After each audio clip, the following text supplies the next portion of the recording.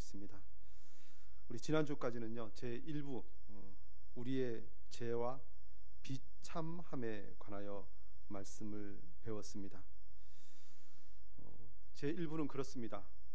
누구든지 율법책에 기록된 대로 모든 일을 항상 행하지 아니하는 자는 저주 아래 있는 자라고 선언하셨음을 우리가 배웠습니다. 그리고 그 말씀에 비춰보니 우리는 저주 아래 있는 자임을 다시 한번 확인하였습니다. 저주 아래 있는 자는 영원한 형벌을 받을 수밖에 없고 우리도 꼼짝없이 그 심판과 그 형벌 가운데 있는 자임을 우리가 확인하고 사실 자백하였습니다. 오늘부터는 제2부에 해당하는 말씀을 나누게 됩니다. 12문부터 거의 85문까지가 이 제2부에 해당하는데요. 제2부 제목이 무엇이죠? 우리의 구속에 관하여. 이제 계속해서 이 구속에 관하여 말씀을 나누게 될 것입니다. 사실 이 믿음의 근간 내지는 우리의 신앙의 기본 체계는 우리가 죄악 가운데서 하나님의 그 은혜와 사랑으로 구원받았다는 것입니다. 그리고 이제는 우리가 그 은혜에 합당한 삶을 살아야 한다. 이것이 우리 구원받은 자의 삶의 모습이 되어야 하고 또 우리의 믿음의 근간입니다. 그런 의미에서 이제부터 시작하는 제2부 구속에 관하여는 우리가 그 비참한 상태에서 어떻게 구원을 받을 수 있는가 하는 것입니다.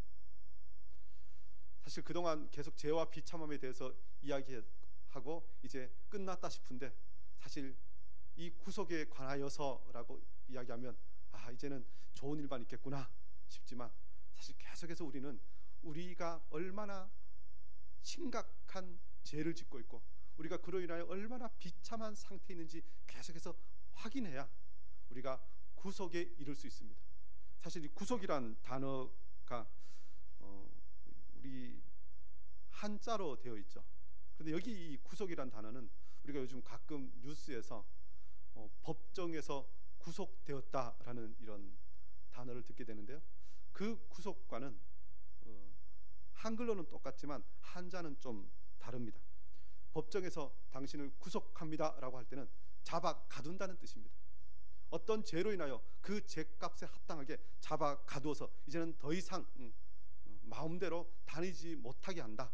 이것이 법정에서 사용하는 구속이란 단어입니다.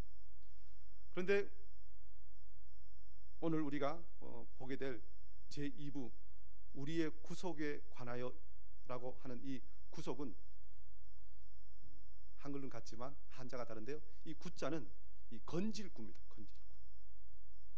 그리고 이 속자는 보통 속죄하다 속자라도 쓰고 속바칠 속자도 쓰는데 이 속바칠이라는 단어도 좀 생소하죠.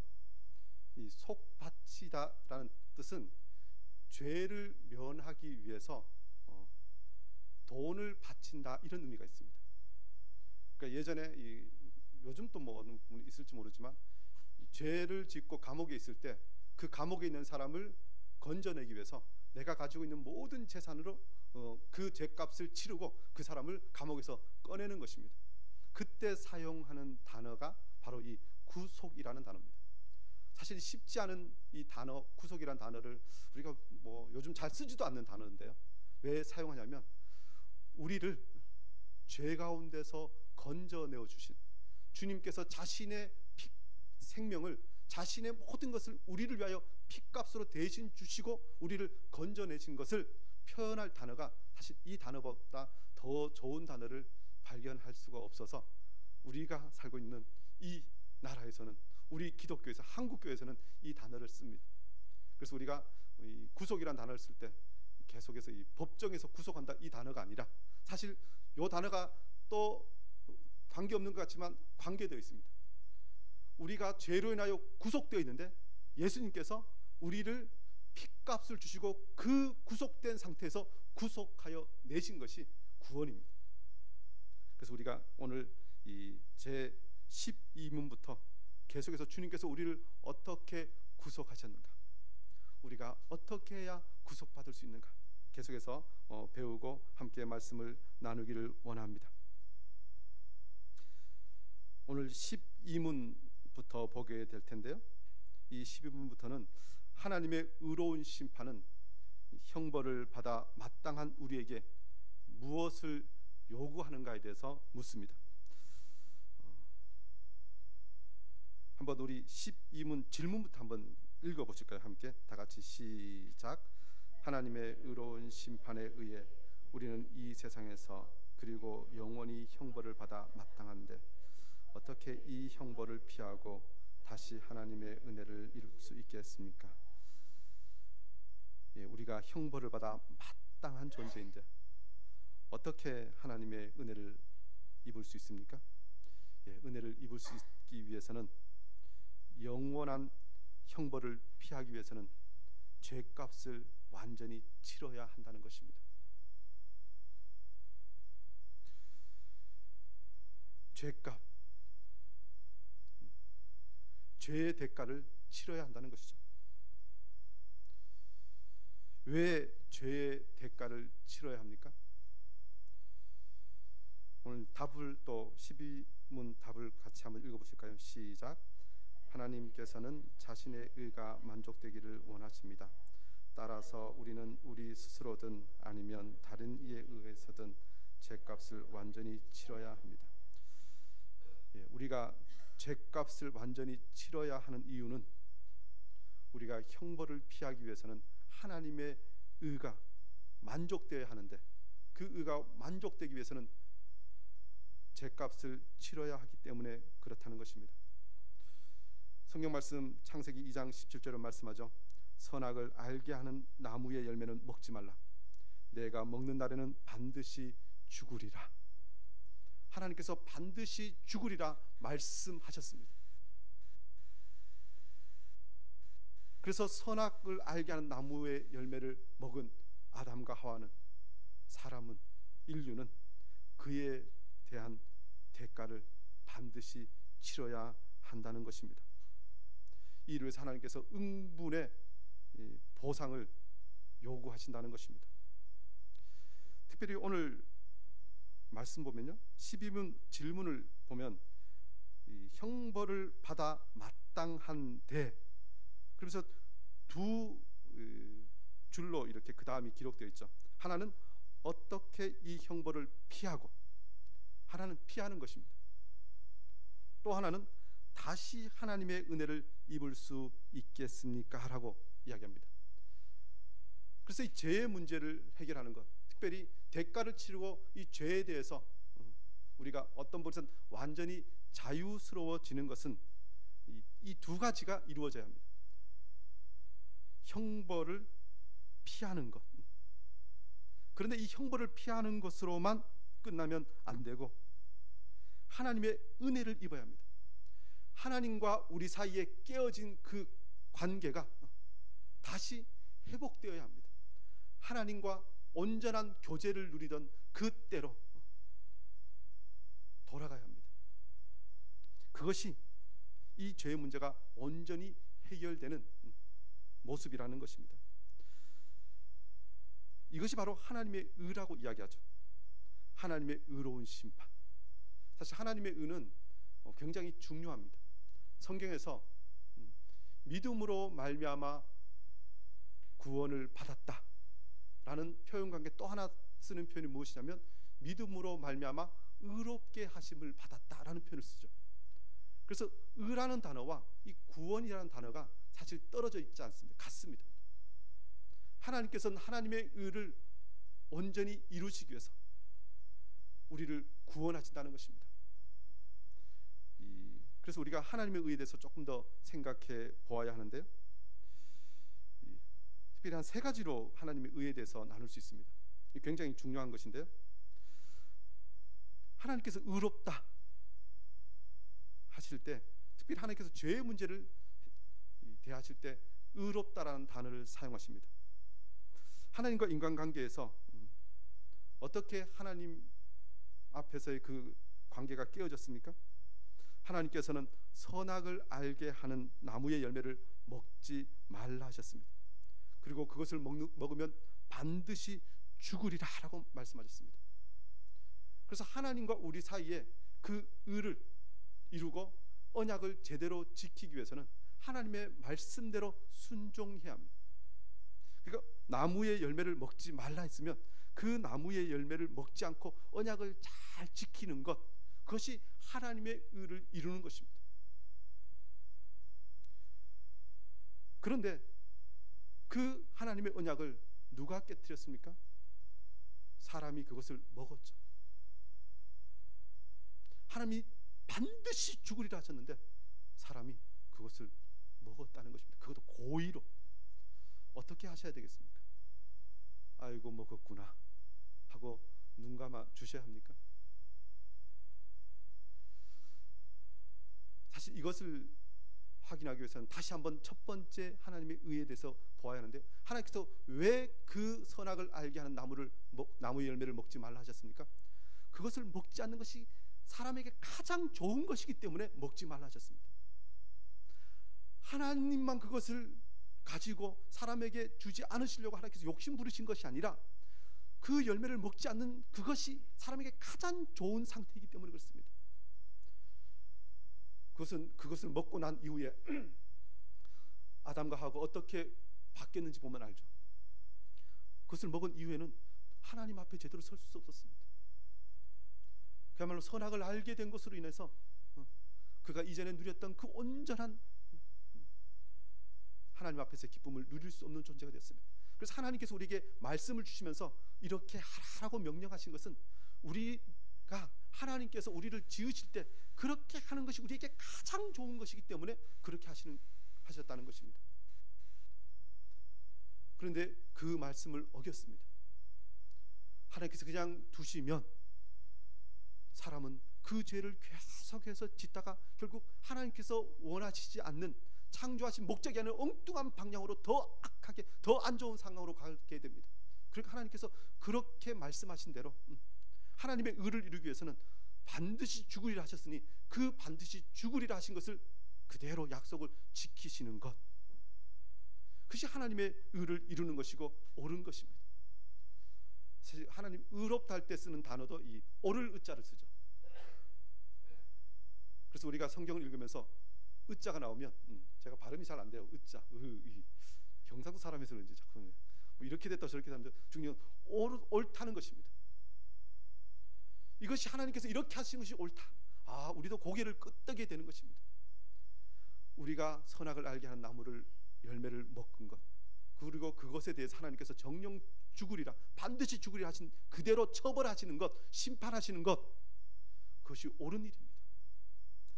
그런데 여기서 끝났다면 우리는 참 불쌍한 존재가 되죠. 그런데 하나님께서 언약을 파기한 사람을 심판 가운데서 회복시키시는 것, 처음 창조하신 그대로 우리를 다시 하나님 앞에 영광을 누리는 존재로 삼으시는 것, 사실 이것이 또 하나님의 의입니다.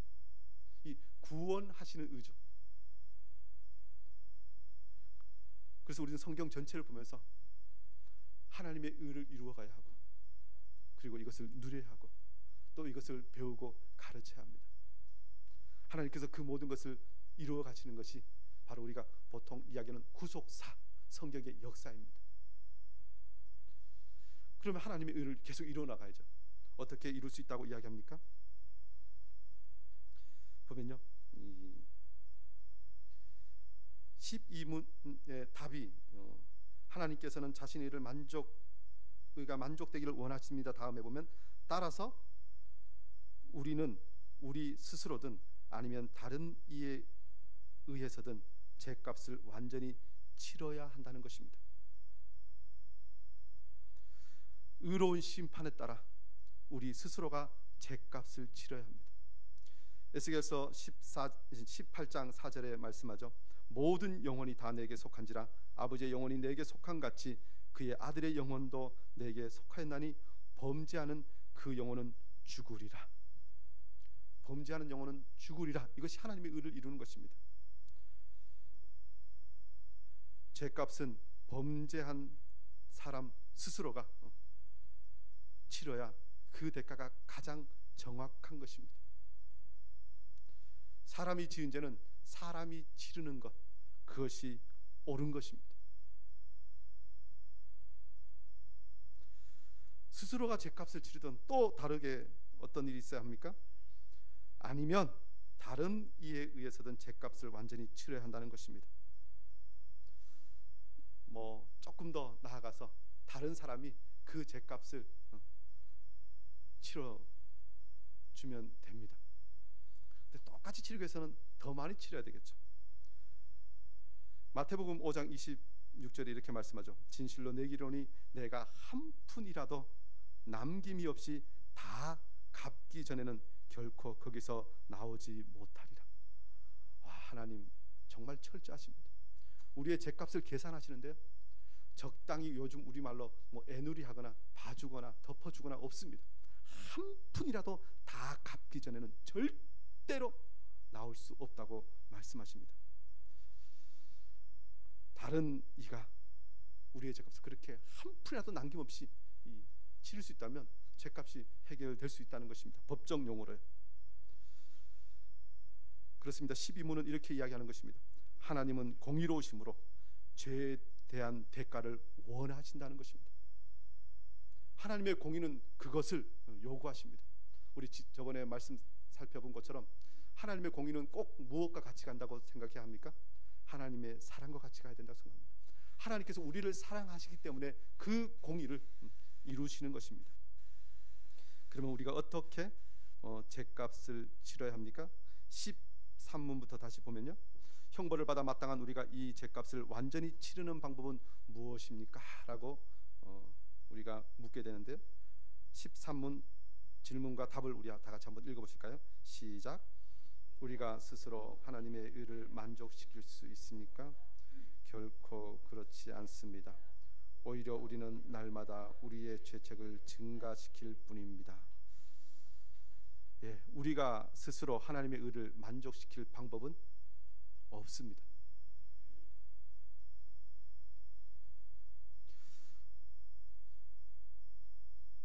왜 그러면 만족시킬 방법이 없는가?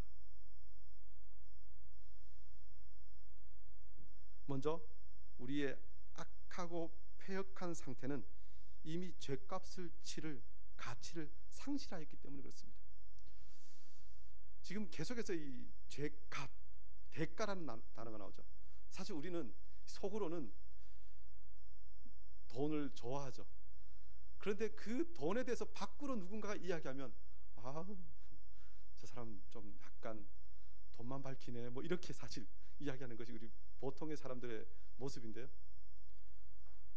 그런데 가만히 보면 돈만큼 정직한 것도 없습니다. 굉장히 정확합니다. 놀라운 것은요, 아이들도 정말 아기들도 이 돈의 가치를 어떻게 알았는지 정말 정확하게 안다는 것입니다. 그래서 자기가 이 돈을 주고 그 어떤 것을 구할 수 있는 그 가치를 어릴 때부터 아주 철저하게, 그야말로 나면서 배운 것처럼 그렇게 압니다. 뭐 그거 좀 지나면 뭐 경제관념이라고 이야기하기도 하고요, 뭐 그런 이야기를 하지만 하여튼 사람은 본성적으로, 아니 자라면서 그 돈에 대한 가치는 정확하게 계산합니다. 그런데 이것이 계속해서 성경에 예수님께서 우리를 핏값을 주고 사셨다, 우리를 위하여 대가를 지불하셨다, 이 말씀을 계속 하십니다. 우리는 이 말씀을 계속 보면서 다시 한번 우리가 어떤 존재인지, 얼마나 큰 대가를 지불하고 우리가 구원받은 존재인지 계속 확인해야 하는데, 근데 우리 자신이 우리를 죄의 상태에서 스스로 건질 수 없는 것, 특별히 우리 자신을 죄의 대가로 지불할 수 없는 이유가, 우리는 이미 죄값을 치를 우리 스스로의 가치가 이미 상실되었다는 것입니다. 욥기 9장 22절 3절을 이렇게 말씀하죠. 진실로 내가 이 일이 그런 줄 알거니와 인생이 어찌 하나님 앞에 의로우랴. 사람이 하나님께 변론하기를 좋아할지라도 첫 마디에 한 마디도 대답하지 못하리라. 욥이 이야기합니다. 그는 성경에 이 동쪽의 의로운 사람이었습니다. 심지어 그가 얼마나 의롭게 살기를 원했냐면 자기의 자녀들이 혹시 부지 중에 죄를 지었을까 봐 그 죄까지 하나님께 죄사했던 사람이 욥입니다. 그런데 그 욥이 어찌 인생이 하나님 앞에 의로우랴. 사실 이미 우리는 타락한 본성이라요. 우리의 조상이 선악을 알게 하는 나무의 열매를 먹는 그 순간 이미 우리 자신이 부패하였기 때문에 우리가 어떤 대가를 치를 만한 값어치가 없습니다. 이제 명절이 얼마 안 남았는데요. 여러분 시장 가셔서 식료품 살 때 제일 먼저 보는 것이 무엇입니까? 신선도 뭐 생선이든 뭐 야채도 보면 혹시 여러분 부패한 거 사십니까? 가격표에는 뭐 5,000원, 10,000원 붙어 있어도 이렇게 보고 부패하거나 상하면 이 가격표에 비하면 이건 더 이상 가치가 없어 하고 그건 사지 않습니다. 만약 그것을 그렇게 사는 사람이 있으면 좀 달리 봐야 되겠죠. 그렇습니다. 이미 부패하고 타락한 존재는 그 죄의 대가를 치를 가치를 상실했다는 것입니다. 심지어 우리가 불순종하여 저주 아래 있는 우리는 날마다 죄책을 증가시킬 뿐이라고 이야기합니다. 로마서 2장 5절 말씀하죠. 다만 내 고집과 회개하지 아니한 마음을 따라 진노의 날 곧 하나님의 의로우신 심판이 나타나는 그날에 임할 진노를 내게 쌓는도다. 우리는 살면서 점점 하나님 앞에서 진노를 쌓아가는 존재라고 말씀합니다. 세상은 이야기하죠. 내가 이런 죄를 지으면 이런 선한 일을 하면 그래도 좀 이렇게 상쇄되지 않을까? 나는 나쁜 일보다 나는 좋은 일을 더 많이 했어. 그래서 나는 착한 사람이야, 좋은 사람이야. 심지어 그렇게 말하면서 나는 죽으면 좋은 데 갈 거야. 뭐 이렇게 이야기하는 사람들이 있습니다. 그런데 정말 그렇습니까? 우리가 이 땅에서 아무리 많은 선을 쌓을지라도 우리가 날마다 짓는 죄에 비하면 정말 아무것도 아닙니다.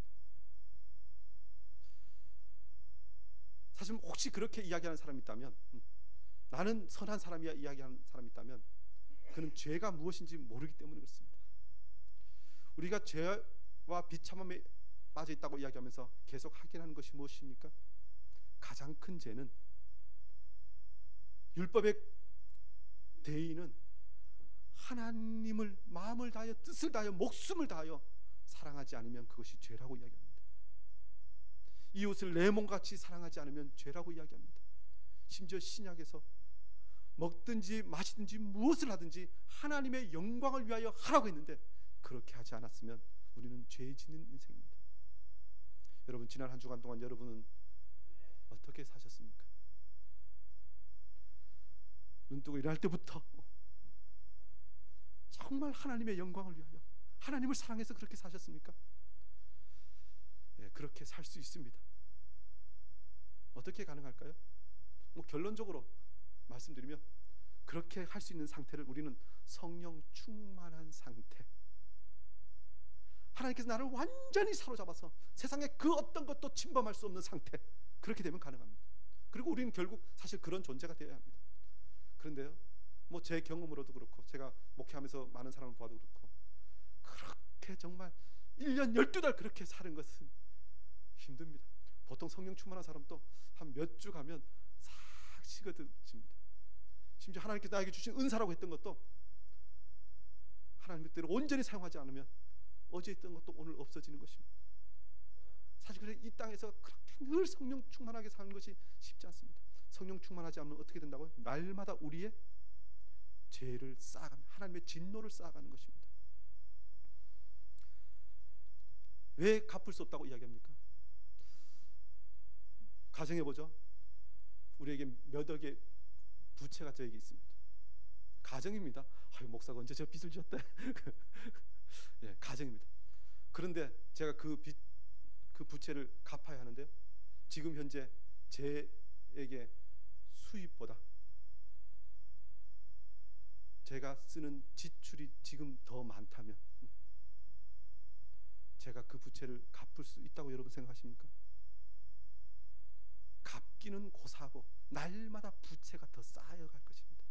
사실 우리가 그런 존재라는 것입니다. 우리는 죄의 대가를 치르기는 고사하고 날마다 그 죄책을 쌓아가는 존재라는 것입니다. 그래서 결국 죄악을 지켜보시는 주님 앞에 설 수 있는 인생은 아무도 없습니다. 오늘 우리가 읽은 시편 130편 3절이 말씀합니다. 여호와여 주께서 죄악을 지켜보실진대 누가 서리이까. 하나님께서 우리를 살펴보시면 하나님 앞에 설 수 있는 존재가 없다는 것입니다. 요즘 길을 가다가도 건물에 들어가도 사방에 CCTV가 있어요. 여러분 우리 교회 올라오시면서도 CCTV 몇 개 설치된지 아세요? 붙여놨죠. CCTV 촬영 중입니다. 교회가 뭐 범인 잡으려고 왜 CCTV를 설치했어? 뭐 그렇게 혹시 하실지 모르지만 재밌는 건요, CCTV가 설치되어 있으면 사람들이 범죄를 저지를 생각을 하지 않습니다. 누군가가 보고 있다고 생각하면 안 합니다. 그래서 삶을 얼마나 조심하는지 모릅니다. 그래서 사실 CCTV는 우리가 사각지대라고 그래서 피할 수 있는 곳이 있잖아요. 그런데 하나님 앞에서는 그 어떤 누구도 피할 수 없습니다.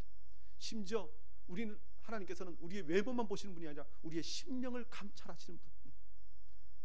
그 하나님 앞에 우리가 섰을 때 그 어떤 존재도 하나님 앞에 제대로 서 있을 수 없다는 것입니다. 우리의 죄악이 백일하에 하나님께 다 드러납니다. 하나님을 사랑하지 못했던 것, 이웃을 미워했던 것. 그렇습니다. 결국 나는 나의 죄의 대가를 완전히 치르기 위해서 할 수 있는 것이 아무것도 없다는 것입니다. 그러면 다시 한번 우리에게 질문이 생깁니다.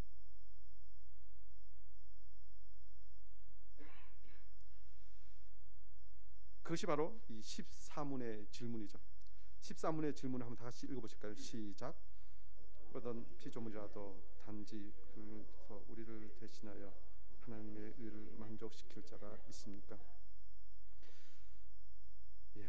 우리가 이 죄값을 완전히 치르는 다른 방법이 있는가에 대해서 질문하는 것입니다. 결국 답은 하나도 없다는 것입니다. 피조물로서 우리를 대신하여 하나님의 의를 만족시킬 자는 없다는 것입니다. 왜 그런가? 먼저 보면 13문 답이 있고 첫째, 둘째 이렇게 나눠져 있죠. 먼저는 인간의 죄책으로 다른 피조물을 형벌하기를 하나님께서 원치 않으신다는 것입니다. 하나님께서는 인간의 죄책 때문에 다른 피조물을 형벌하기를 원치 않으십니다. 히브리서 2장 17절 말씀합니다. 우리 히브리 2장 17절 다 같이 한번 읽어보실까요? 시작. 그러므로 그가 범사에 마땅하도다. 이는 하나님의 일을 정의하고 신실한 대제사장이 되어 백성의 죄를 속량하셔 하심이라. 예수님께서 우리를 위해서 구속 사역을 하시면서 형제들과 같이 되신 사람의 몸을 입으신 것은 하나님께서 인간의 죄를 다른 피조물에게 그야말로 넘기기를 원하지 않으셨기 때문에 예수님께서 형제들과 같이 되셨다는 것입니다.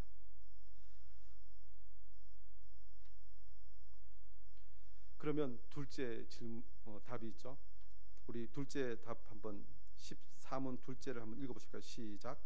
어떠한 피조물이라도 단지 피조물로서는 죄에 대한 하나님의 영원한 진노의 짐을 감당할 수 없고 다른 분을 거기서 구원할 수도 없습니다. 다른 피조물로서는 하나님의 영원한 진노의 짐을 감당할 수 없다는 것입니다. 왜 그 진노의 짐을 감당할 수 없다고 이야기합니까? 시편 49편 7절 8절이 말씀합니다. 아무도 자기의 형제를 구원하지 못하며 그를 위한 속전을 하나님께 바치지도 못할 것은 그들의 생명을 속량하는 값이 너무 엄청나서 영원히 마련하지 못할 것입니다. 사람의 생명의 값이 어느 정도인가? 어느 정도입니까? 속량하는 값이 너무 엄청나서 영원히 마련하지 못합니다. 우리에게 있는 모든 것을 다 주어도 무엇과 바꿀 수 없습니까? 저의 생명과는 바꿀 수 없습니다. 사람의 생명 값은 그렇게 엄청난 값입니다. 그런데 다른 것으로 그 값을 대체할 수 있다고요? 할 수 없습니다.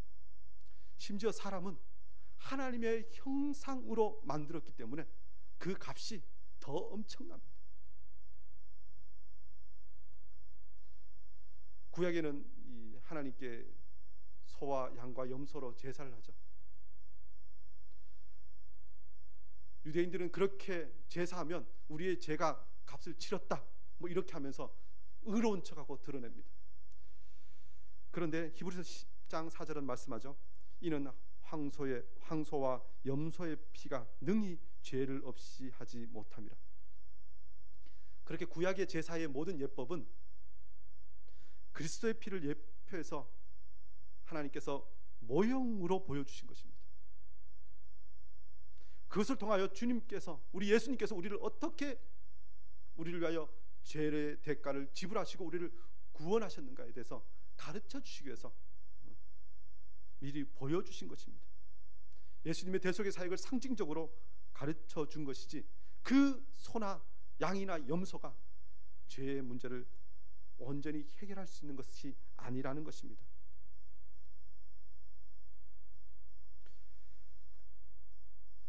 더 나아가서요, 이 사람 위에 이 외에 다른 피조물도 죄의 값을 치를 만한 가치를 사실 이미 상실했습니다.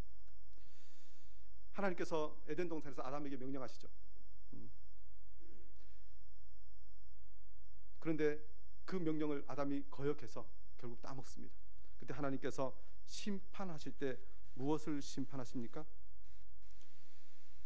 아담이 먹지 말라 한 나무의 열매를 먹었으므로 땅도 아담으로 말미암아 저주를 받으리라.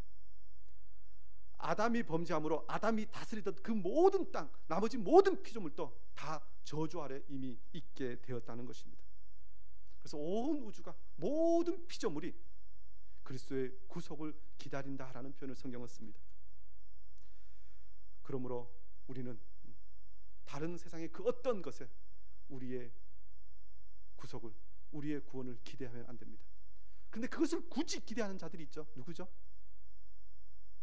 온갖 우상 숭배자들입니다.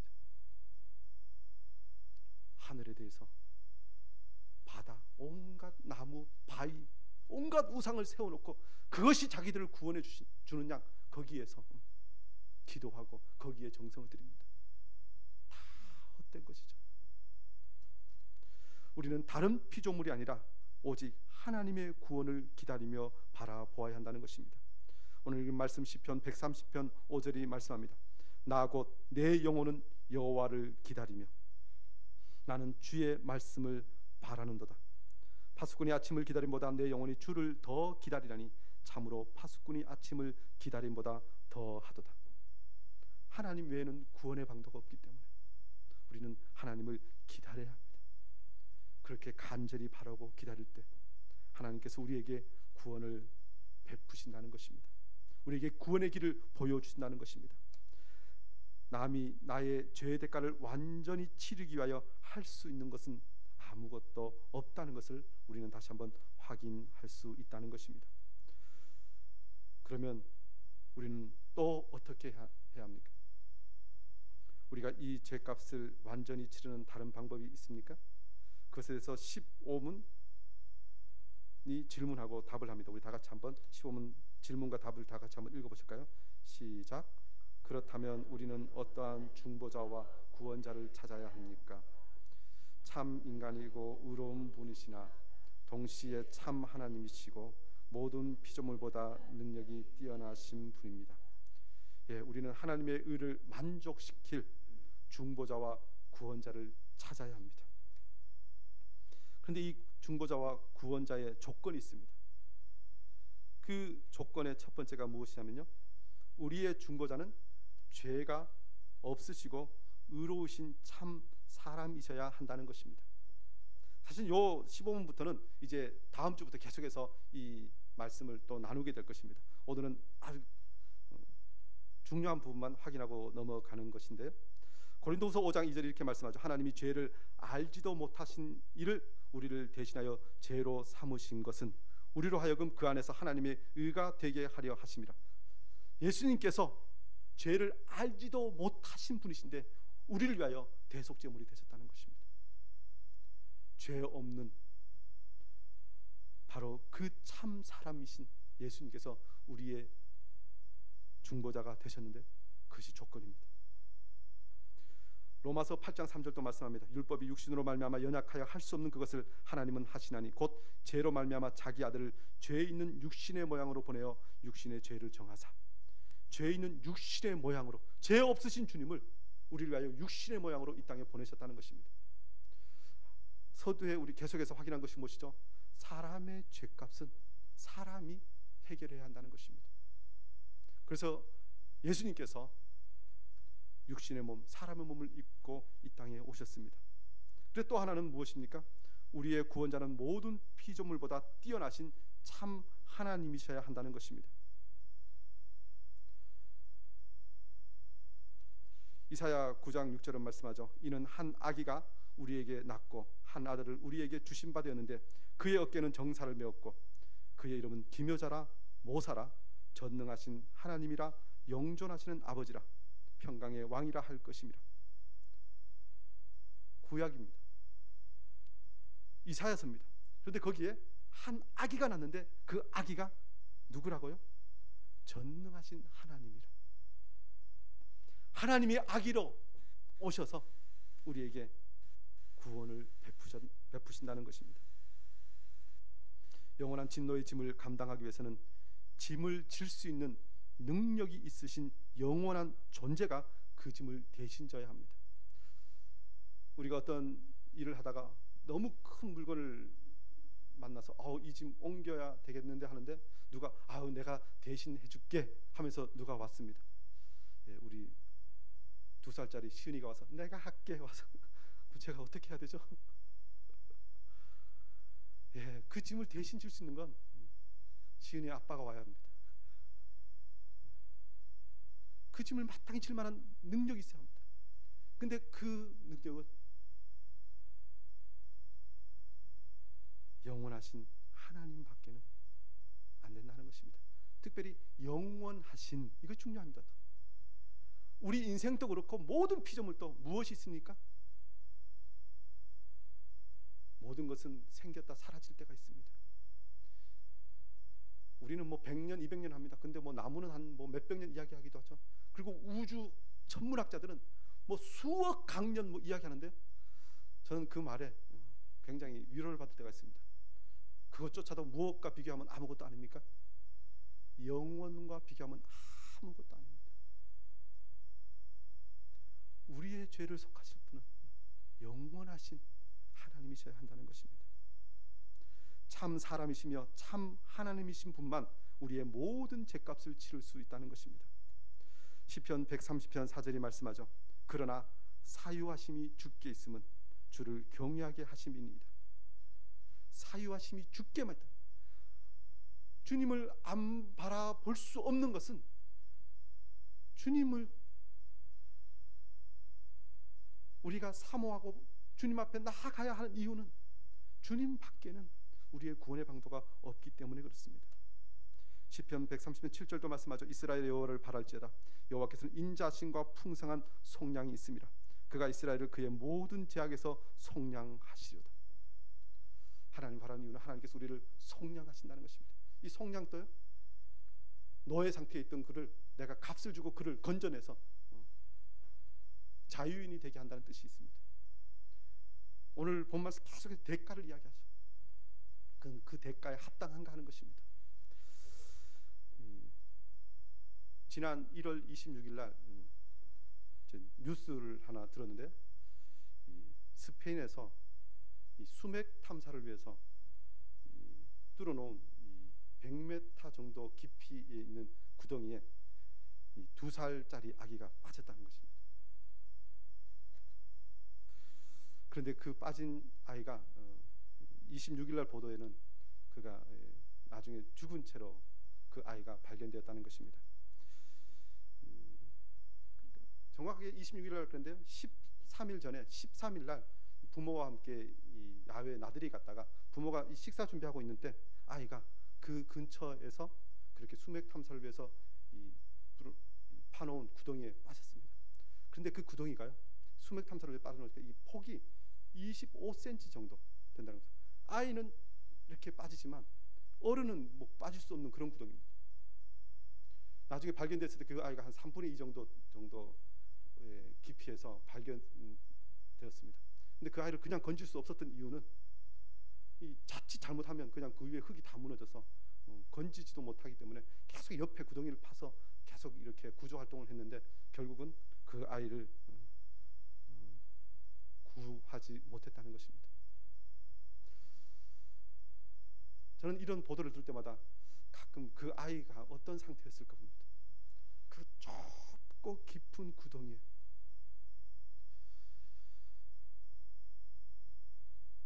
시간이 지나면 어쩔 수 없이 죽음에 이르게 되는 그런 처지. 사실 그 모습과 우리의 모습과 너무나 닮아 있습니다. 근데 이런 보도를 들을 때마다 저는 또 하나 늘 기억나는 장면이 있습니다. 어릴 때 초원의 집이라는 미국 드라마가 가끔 방영됐는데 저는 그 드라마에 뭐 지금 잘 기억나지 않지만 이 두 장면이 늘 기억나는데 그 중에 하나가 그 마을에서 갑자기 난리가 났습니다.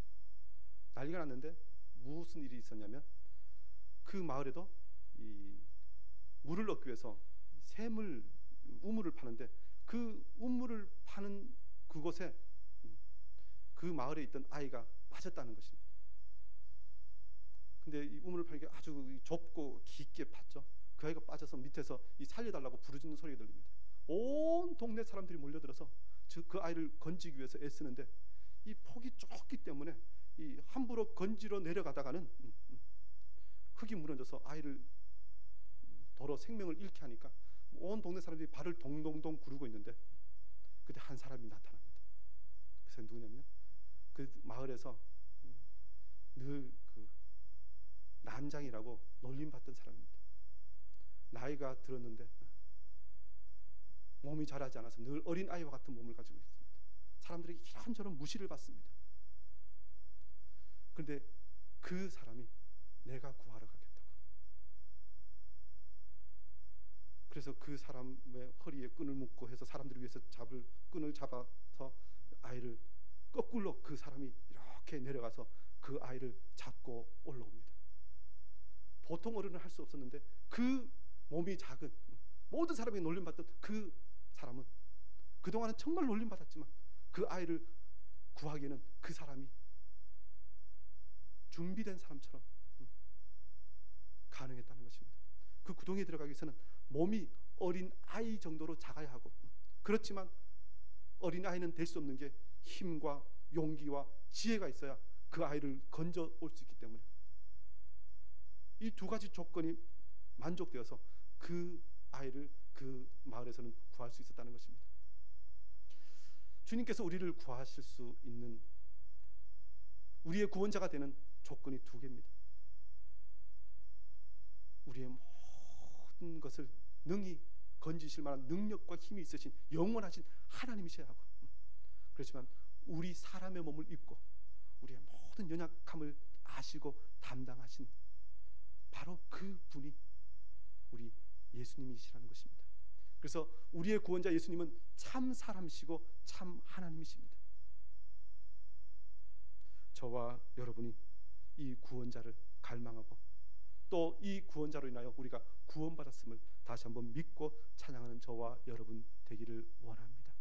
오늘 저와 여러분이 이 말씀 가운데 다시 한번 우리의 복음의 진리를 확인하고 또 주님께서 우리를 위하여 행하신 그 구원이 얼마나 놀라운지 늘 기억하면서 다시 한번 승리의 생활을 하시는 주의 백성 되시기를 주의 이름으로 축원합니다.